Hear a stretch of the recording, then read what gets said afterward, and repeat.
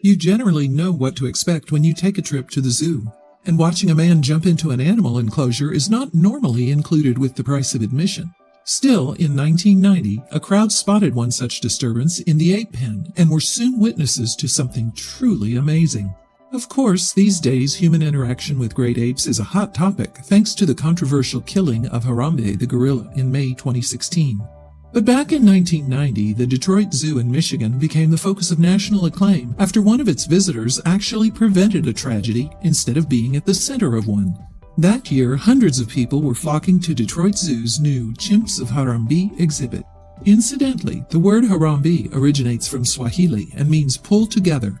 It is a word used in Eastern Africa to indicate a group chant or rallying cry. After all, chimpanzees are usually boisterous. And with 20 apes in Detroit's new enclosure, the attraction was full of energy.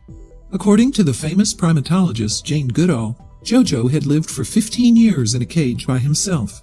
He was then relatively new to socializing with other chimps at the zoo. One of the new young males decides to challenge the senior male, Goodall explained in a presentation on chimpanzee behavior some years later. Well, the senior male is Jojo. You have to learn how to behave from your society, and Jojo hadn't had the opportunity. He was so little when he was captured. Therefore, the younger chimp's aggressive behavior was completely new to Jojo, who didn't know how to cope with the situation. When this young male starts swaggering and bristling and standing upright and hurling rocks, Jojo is absolutely terrified, and he runs into the water because he doesn't know anything about water either, Goodall described. In fact, the Chimps of Harambe exhibit was built with a deep moat to keep the apes from escaping. Indeed, chimps usually don't go near water in the wild, and for many years great ape enclosures were built on the assumption that the primates couldn't swim. While this assumption is not technically correct, chimpanzees can learn to swim, for example, with the help of human instructors in a pool. Most wild great apes that find themselves in deep water will likely drown. This is because chimps are mostly muscle and naturally sink. Humans, on the other hand, have a layer of fat to keep them buoyant. So Jojo didn't realize what he was doing when he ran into the water and found himself suddenly in over his head, literally. The crowd of visitors could only watch in horror as the chimp struggled in the water.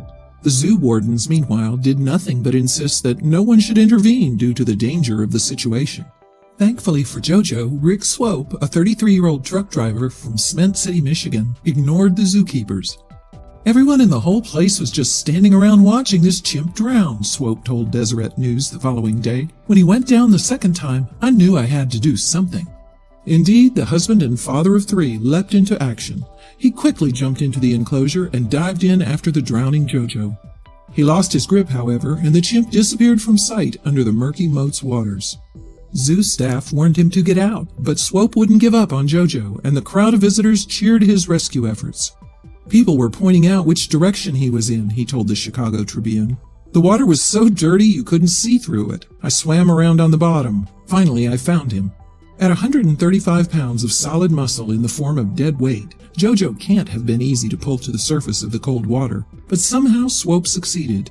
He was pretty lifeless, but you could see he was still alive, Swope said. The moat water was almost as deep as Swope was tall. But drowning wasn't the only danger Jojo's brave rescuer was at risk from in the ape enclosure.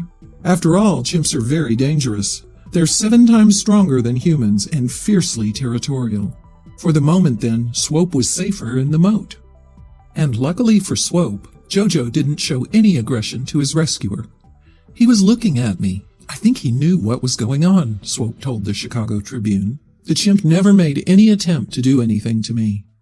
After a struggle, Swope managed to get the great ape up the claybank to dry land. I was thinking, what do you do now? Do you do mouth-to-mouth on a chimp? I remember thinking he might bite me if I did that, Swope said. But now that he was clear of the water, he had other dangers in the form of the rest of the Chimps of Harambe.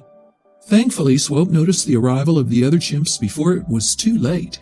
I looked up and saw there was another one coming down the hill with his teeth bared. I didn't know if he was going after the other monkey or after me, but I got the hell out of there, he said. The day after Jojo's rescue, the then director of Primatologist Goodall's Institute rang up Swope to ask why he had acted even when he was told not to. Swope replied, I happened to look into his eyes, and it was like looking into the eyes of a man, and the message was, won't anybody help me?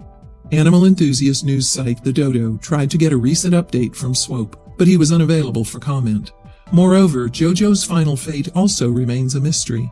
Certainly, the Detroit Zoo's website mentions the names of 11 chimps currently under their care, none of which are JoJo. In any case, the incredible story of JoJo's rescue is a historical example of bravery against the odds. Swope, though, has always remained modest in his actions. It was no big deal. It wasn't that hard. It didn't take an exceptional person to do it. If it did, I couldn't have done it, he told the Chicago Tribune. That modesty is the mark of a true hero.